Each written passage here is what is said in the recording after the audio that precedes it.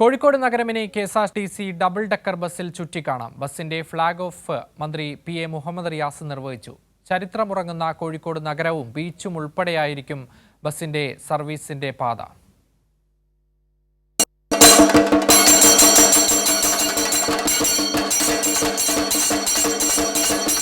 കോഴിക്കോടിന്റെ ചരിത്രമുറങ്ങുന്ന നഗരവീഥികളിലൂടെയാണ് കെ.എസ്.ആർ.ടി.സിയുടെ പുതിയ double decker bus service നടത്തുക. തിരുവനന്തപുരത്തും മൂന്നാറിലും സമാനകരമായ സർവീസ് കെ.എസ്.ആർ.ടി.സി വിജയകരമായി നടത്തുന്നുണ്ട്. ബസിന്റെ flag off Kozhikode KSRTC bus stand പരിസരത്ത് മന്ത്രി മുഹമ്മദ് റിയാസ് നിർവഹിച്ചു. കോഴിക്കോടിന്റെ നഗരക്കാഴ്ചകൾ കോർത്തിണക്കിക്കൊണ്ടുള്ള ഡബിൾ ഡെക്കർ ബസ് യാത്ര ടൂറിസം മേഖലയ്ക്ക് മുതൽക്കൂട്ടായിരിക്കുമെന്ന് മന്ത്രി മുഹമ്മദ് റിയാസ് കൈരളി ന്യൂസിനോട് പ്രതികരിച്ചു. നഗരത്തിലുള്ളവർക്ക് തന്നെ ഇങ്ങനെ ഉയർന്ന യാത്രയിലൂടെ കാഴ്ചകൾ കാണാൻ പറ്റും. രണ്ട്, നഗരത്തിന് പുറത്തു നിന്നും വന്ന ആളുകൾക്കും നഗരം ആസ്വദിക്കാൻ പറ്റും. ഈ രണ്ട് നിലയിലും ഇത് ഗുണകരമാണ്.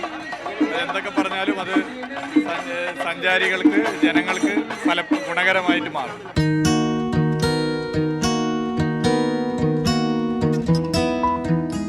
ഇലക്ട്രിക് ബസ്സാണ് സർവീസിന് വേണ്ടി ഉപയോഗിക്കുന്നത്. 2 ദിവസങ്ങൾക്ക് മുമ്പ് തന്നെ തിരുവനന്തപുരത്ത് നിന്ന് ബസ് കോഴിക്കോടെത്തിയിരുന്നു. ഒരാഴ്ചയ്ക്കകം ബസ് പൂർണ്ണമായും സർവീസ് നടത്താൻ ആരംഭിക്കും. ബീച്ച് റോഡ്, സരോവരം പാർക്ക് ഇതെല്ലാം ഉൾപ്പെടുത്തിയായിരിക്കും സർവീസ് നടത്തുക എന്നാണ് അറിയുന്നത്. പ്രാഥമിക പഠനങ്ങൾ ഇത് സംബന്ധിച്ച് നടന്നു കഴിഞ്ഞു. അപ്പർ ഡെക്കിന് 200 രൂപയും താഴത്തെ നിലയിൽ സഞ്ചരിക്കാൻ 100 രൂപയുമാണ് ചാർജ് ഈടാക്കുക. 2022 മുതൽ ഒരു ഡബിൾ ഡെക്കർ ബസ് കോഴിക്കോടേക്ക് ആവശ്യപ്പെട്ടിരുന്നു. കാരണം അത്രയ്ക്കും വിനോദസഞ്ചാരികൾ കോഴിക്കോട് ഇവിടുത്തെ, അതായത് കെ.എസ്.ആർ.ടി.സിയിലെ ബഡ്ജറ്റ് ടൂറിസം സെൽ എന്ന സംവിധാനത്തിനെ ആശ്രയിച്ചുകൊണ്ടിരിക്കുന്നുണ്ട്. അപ്പം ഇതൊരു ഡബിൾ ഡെക്കർ വരികയാണെങ്കിൽ നമ്മളെ ടൂറിസം, ഈ ബഡ്ജറ്റ് ടൂറിസം സെൽ കൂടുതൽ നല്ല രീതിയിൽ കൊണ്ടുപോകാൻ കഴിയുന്ന പ്രത്യാശയുണ്ട്.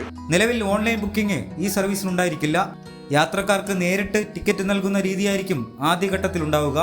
ഡബിൾ ഡെക്കർ ബസിന്റെ മുകളിലത്തെ നിലയിലിരുന്ന് നഗരക്കാഴ്ച ആസ്വദിക്കാനുള്ള ആകാംക്ഷയിലാണ് കോഴിക്കോട് നഗരനിവാസികൾ. കൈരളി ന്യൂസ്, കോഴിക്കോട്.